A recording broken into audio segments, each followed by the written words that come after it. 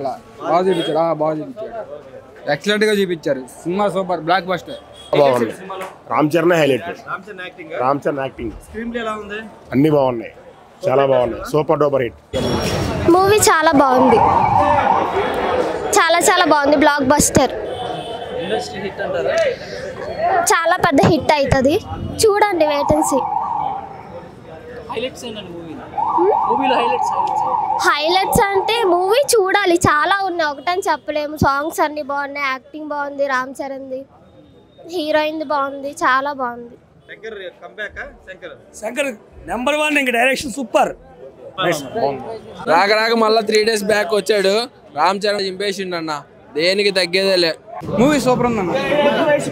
Record changer, అది game changer కాదు, record changer.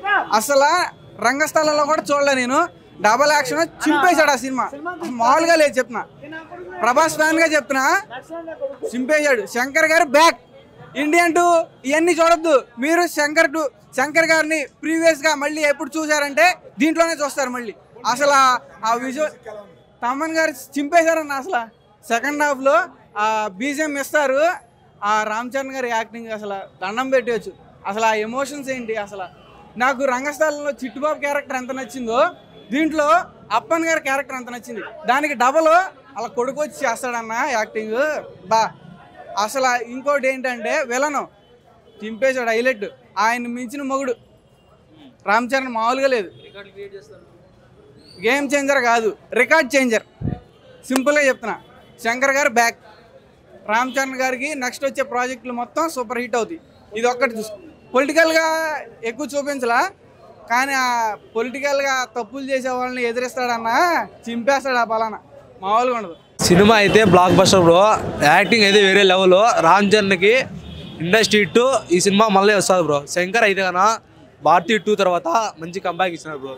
పక్కా cinema అయితే 1500 crores అయితే క్రాస్ అవుతుంది బ్రో, 100%.